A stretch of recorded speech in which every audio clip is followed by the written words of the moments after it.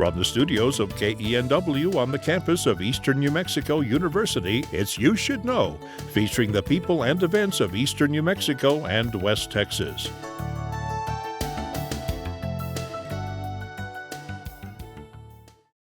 Welcome to You Should Know. I'm your host, Evelyn Ledbetter, and today I have the pleasure of having a longtime resident of West Texas and Roosevelt County, Pat Boone. So Pat, thanks for joining me today. Thank you, Evelyn. I'm pleased to be here. We've known each other a couple days. We have served together on the co-op board and pleasant days. Right, days, right. Yeah. Hopefully did a little bit of good along the way on that. Oh yeah, hope we did. Your family history is amazing. I want to dig into that. Okay. And you're actually Patrick Henry the Fourth. Boone That's right. The Fourth. That's right. And there's actually a fifth as That's well. right. So let's go all the way back. Okay.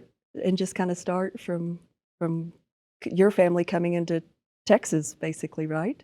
Well, Sort of. They kind of came two different directions, but the first Pat Boone in my family, Patrick Henry Boone, was born in Neosho, Missouri, 1852. And he came out here in 1871 just kind of hunting his fortune. And he came to Eastern New Mexico, right around here. Lived, hung out, however you want to call it, right out there where we ranch now. And you are southwest of Elida, correct? Right. Okay. Right. And northwest of Kenna, we've got a lot of land there in both places, straight west of Elida and then northwest of Kenna.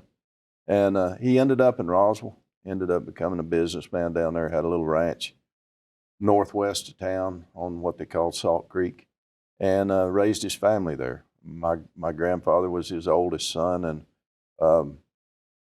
he ended up graduating from high school there in 1916. And meanwhile, my great-grandparents,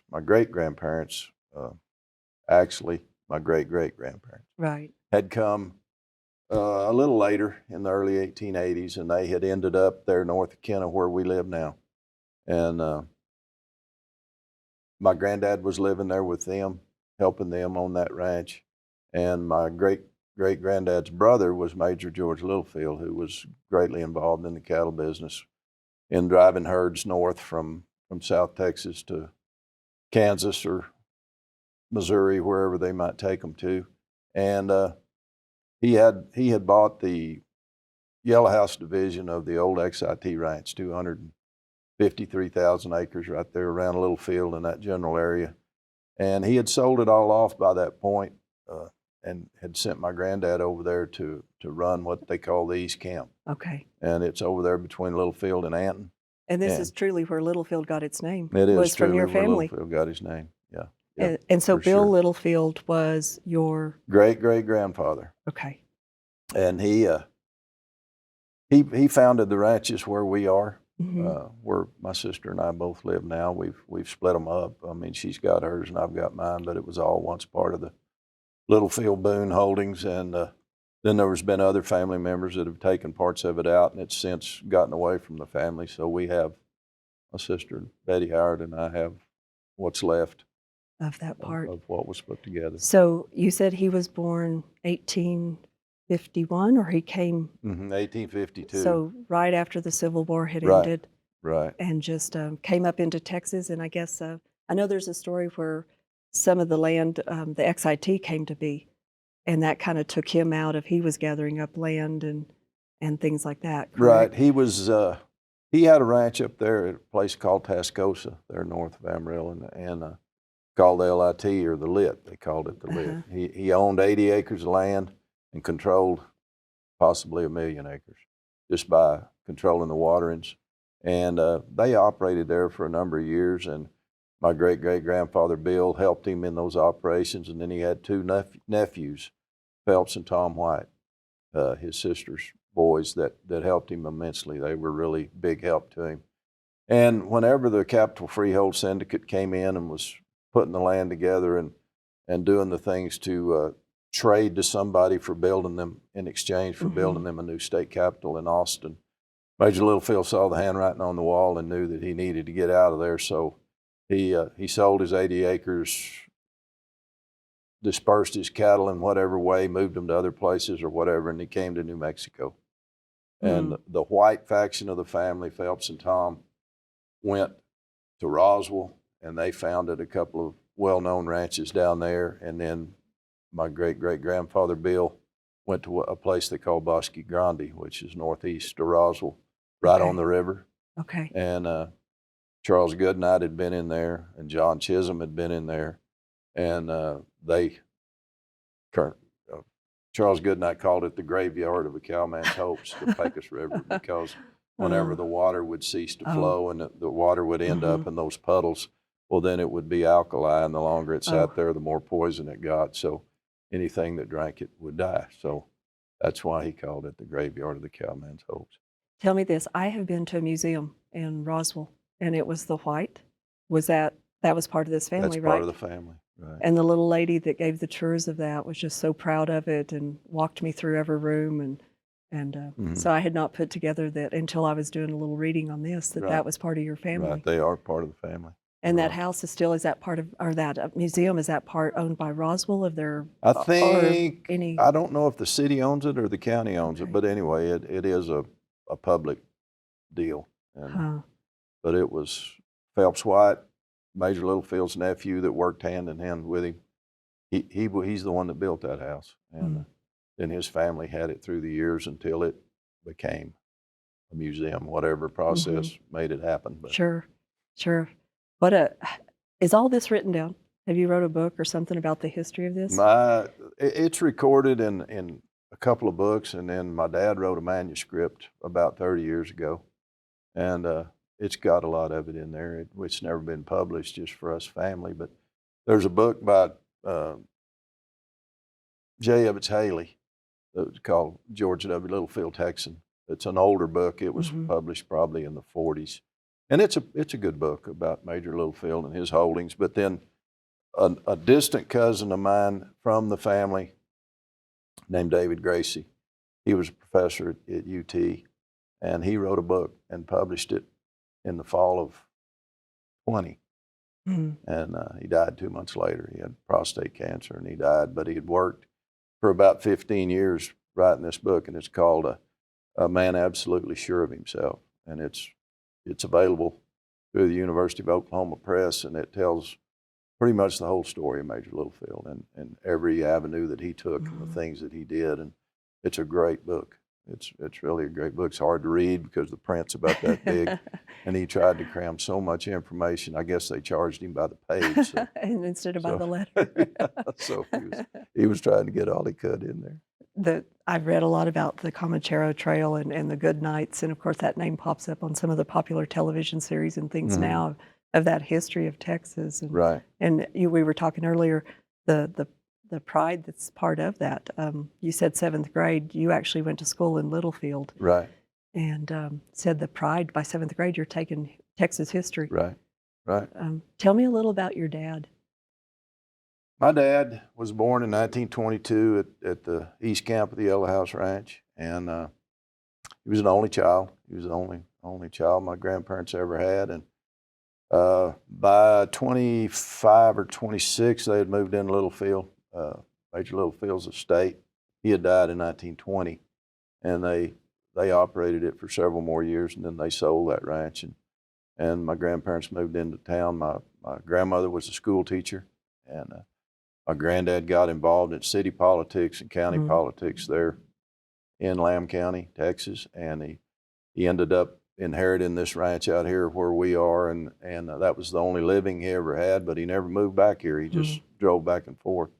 He lived there in Littlefield his whole life. And my dad graduated from high school in 1939 and then went to the University of Texas and was working on his bachelor's and got drafted. I went to World War II, and when he got home in 44 or 45, he didn't know whether he wanted to go back to school or not. So he came to the ranch and spent, I think, a year and a half. And my granddad convinced him through crowbars and bales of hay and sacks of cake that he wanted to go back to college. So pretty good incentive. He did. He did have a good incentive. So he went back to Austin, got his bachelor's, went to law school, and I graduated in 1950 with a law degree and came back to Littlefield and practiced law for a while. Eventually became a judge. 34 years? He He was was a lot of years on the 6 bench. years county judge, and then he got appointed in the first term of the district judge that had been there had just been reelected, and he died of a heart attack. And Judge Beals was his name, and they appointed my dad in 1962. So let's see if you can confirm this. I've been told by people at the car dealership in Littlefield that your dad would show up in a older Suburban, and in the back was fence post and baling wire and fencing gear and pliers. Could that have been true? That could have been true. Could have been true. So that yeah. ranching never really left.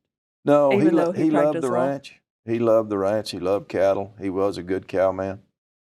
But I guess it was because his mind was so Just a very intelligent man. very intelligent person, and he loved the law. He loved doing that. He got reelected 7 times. He served 32 years, and they made him retire. And in the state of Texas, you have to retire at the age of 75, inclusive of the term you're in. So he couldn't have run at 71 or 2 and then served another term. So the term where he was going to become 75, he had to avoid. So he retired in 94, hated it, did not like retirement. He worked as a visiting judge. They sent him around on assignment, and he enjoyed that, but it just wasn't the same. Not when you have ownership of that position. No, it just wasn't ever the same. Well, there's also a rumor that your parents had a baby grand in one room of their house. They did. Your mom was musical. My mom was an organist. I mean, she played the piano first, but then she learned to play the organ in the early 60s, and she was our church organist for, I think, 37 years. And she was from Chicago. She was from Chicago. And your dad met her when he was going to, was that law school?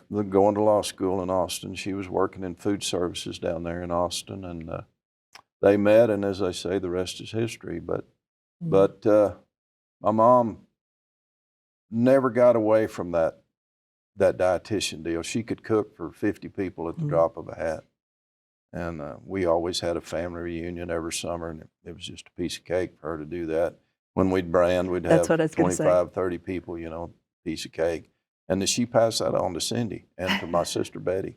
She passed that on to knowing how to cook for big groups of people. Sure. So you graduated at Littlefield, but where did your love from the ranch come from? Obviously from your dad, but how did you wind up into New Mexico? When I was a young kid, preschool age, my granddad would come by and pick me up when he would be coming to the ranch. He'd drive out here at least 2 or 3 days a week, and he'd come by and pick me up and take me with him. And I'd hang out there in the ladder with him as he'd go and do the things that he was doing around town, or if he was, whatever he was doing at the ranch. If he was going horseback, I'd go horseback with him. And I loved my granddad, and I loved what he did, so I wanted to be like him. I wanted to be like my granddad. Real similar. My family homesteaded down towards Pepin, Mill and Sand, and if there was a choice of staying home with my mom or going to the ranch with my dad, I was at the ranch, doing whatever, just toddling along behind. Yeah. So that love, my dad would just sit there and watch cows graze. I bet you've done that a time or two. I've done the same thing. And so you wound up going to school at Tarleton for a couple of years and then transferred to Eastern. I did. And you walked into a bank. And That's the story. That's the story. Something interesting there? Yeah. Cindy was my future love was working in there, and I never did really know her, but her brother and I lived together. We were roommates, and her uncle and I had run together since we were little bitty kids in white shoes, and our families were very close friends and neighbors. And anyway, she walked in that bank and she told a friend of hers that was working in there, she said, "I'm gonna marry that guy someday," and she did. and next year will be 50 years for you guys. Well, in about 10 days, on the 15th of this month, it'll be 49. Well, congratulations. Well, thank you. Okay, so 50 next in 50 1970. Well, 1975. So next year. So that was kind of the start. You both you got married and you didn't finish up your degree, but got close. No, I didn't. we had an old man that worked for us for 40-some years, and he retired. And I was afraid if I didn't press my dad to let me move in there, that they'd hire somebody else and I wouldn't get in there. So I pounded on him and pounded on him. And of course, he didn't want me to quit school, but he finally relented. And And there's the start. So Cindy, did she go ahead and finish up school, no, or she she didn't either. worked? She wanted to just come and work with me, and she did. I mean, we worked together for many years before we had kids. She and I went out together every day. Mhm. So you had 2 nickels and you rubbed them together and got started. That's pretty much the way we Some did it. baling wire and duct tape, Right, and not right, much to right. go. So you went ahead and you worked at the ranch, but then you also did brandings and just I kind of did. those side hustles, whatever you could do I to did. make a living. I worked on a feed yard branding crew out of Clovis for a year or so, and I just did a number of odd things, just to try and make Mhm. ends meet. Because in those days, I was making $300 a month, and of course, I was getting groceries paid, but Not much else. But $300 a month doesn't go very far. I don't care what time in society it is. Well, when minimum wage is probably $1 something if you got a minimum wage. Yeah, But right. yeah, True. that's true. True. I know my grandparents, when they homesteaded, they would go into East Texas and pick cotton. And the reason was that was cash money, and they could come back and buy a little more cattle, or if one of their Right. neighbors busted out, Right. then they could acquire a little bit more land. And I'm assuming that's how your family continued to build things. Oh yeah, yeah. You It was just through hard work and desire. I remember talking about going to school. I remember when I was a senior, I was in government class. We were studying the Depression, and I came home one evening and I asked my dad, "Was the Depression as tough as they're telling us?" And he was born in 22, and he said, "I'll tell you what it was like." He said, in 1932, he said, I had $5 in a savings account in the bank. And he said, we had that ranch where you live now, and it was free and clear. Didn't owe a dime on it. Had 500 cows on it. Didn't owe a dime on the cows. We had a milk cow, Mhm. and we had chickens. Right. So we had eggs and we had meat. We had a garden, but we didn't have any money. Right. And he said, my granddad came and asked me if he could borrow, or my granddad, his dad, came and asked if he could borrow that $5. He said, I promise I'll pay it back with interest when I can. Mhm. So he gave him that $5, and I think 7 or 8 years later, he came and paid him back. That was huge. Yeah. But that was incredible for me to think $5 will barely buy you a Coke and a candy bar. Yeah, you can't go into a convenience store and walk out. I think my family was the same, but they were fortunate in the fact they could live from the land. Mm-hmm. They didn't have flour, Sure. but they could get by on the vegetables and Right. different things they grew Right. and canned, and not an easy life. No, it wasn't. And they killed hogs. They did No, the sure. hog killing thing, and Same thing, They- chickens and a milk cow, Mhm. and just did whatever it took. so from there, you and Cindy have a couple of children that are grown now, and Cinco, Pat Boone the fifth, so that continues. Right, So right. so maybe at some point the sixth, Sace. Yeah, there's a little bit of story there with that. He and his wife are expecting their first one this summer. I did not And know that. Congratulations. Thank you. And That's it's going to be a great. little girl. They've already found out it's going to be a little girl. She's going to be And, Sace. he had been saying ever since they found out that they were going to have one. He said, "We're just going to have one. We're just going to Oh. have one." And we said, Oh, "Well, what if it's a girl?" He said, "You're just going to have one." So after they found out it was a girl, they texted us one Sunday afternoon. They said, "Oh, we've been out buying baby furniture." Well, what color? What does it look like? Well, they sent us pictures, and it was all kind of off-white. They said, "Well, it's kind of neutral because the next one might be a boy." so kind of thing. Yeah. You hate for that. I mean, Yeah. most of us, we hate for our lineage to stop, but where you've got Right. 5 in the 5 tucked back, you hate to let go of Right. that. But that's not the reason to have children. But No, still. it's not. And Good. and we'll be thrilled if there is a 6, and we'll be thrilled if there's not. Well, So- you've had a long history. I know your faith is a very big portion of your life. And before we jump into some of the community things you've been involved with, you do an Easter breakfast every year I out do. at the ranch. Do. And I've seen pictures of you've put a big, huge cross up, right? Mm-hmm. Like Yes. 13, 20, how tall do you It's know? 14 feet tall. Okay. We wish we'd put it a little taller, but you can see it when you get close, driving by on the county road. You Mhm. can see it from a long ways off. So It's enough. And you It's do an enough. Easter breakfast for men every year on sunrise Easter morning, Well, right? it's Or the is day it before. the day We do it before? on Saturday, the day before, and we did the first one in 1982, and we missed 2 for COVID. We missed 1 before that for weather, and we've just had it every year. And each year, it's uncommon. I mean, after we'd been there about 10 years, we had people starting to want to know about it.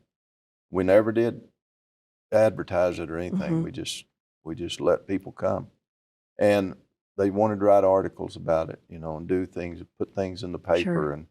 and I was worried about it. I wanted to share as much as we could, but I was also worried that we'd cook for 100 and 400 to show up. The human side of me was showing through, and so it just kept growing. But it was so odd. We never could really plan. We'd try to, but we couldn't. We finally just gave up, and we just fixed for 500 every year. That's amazing. And there'll be every year we'll ask how many of you are new, and about 100 people will raise their hand that that's the first time they've been there. And if you get to looking, there's about 100 that stayed home. Isn't that great? So So it's just like it stays constant, but some new people get to come every year, and it's just amazing the work that God has done through that. through that cross that you put up. Right.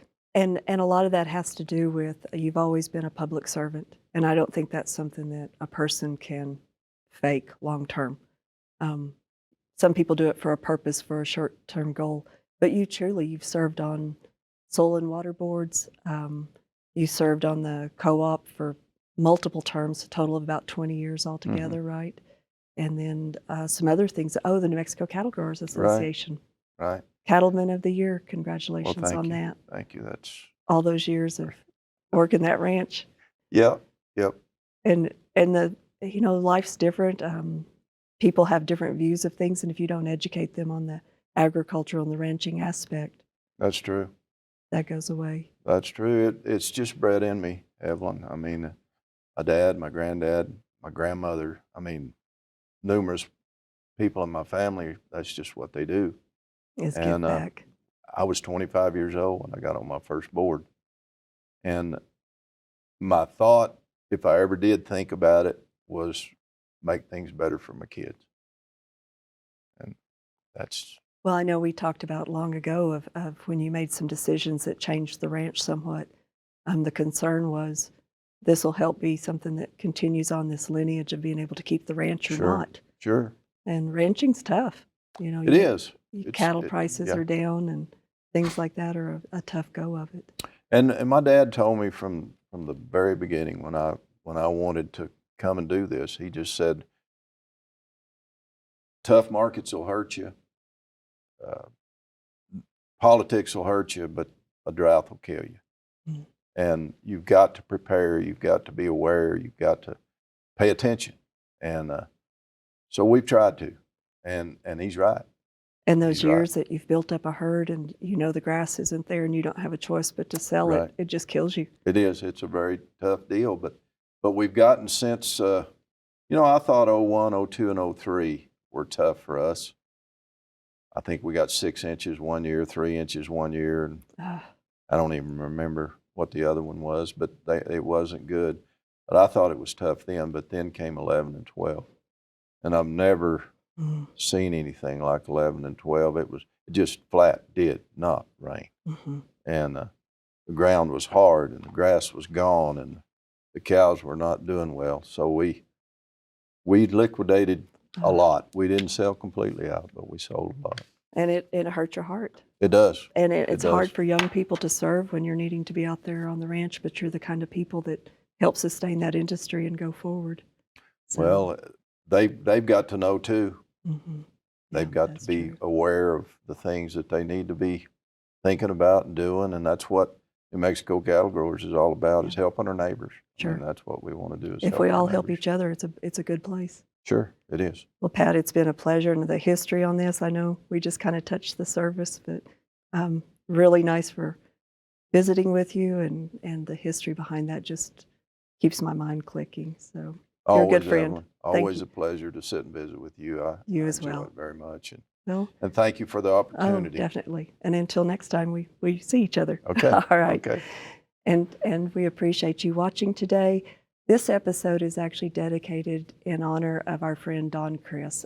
He passed away, and this last week he actually was the creator of this show, along with the host and the producer for over 4 decades. So this one's to you, Don, and thank you for your friendship. Cheers.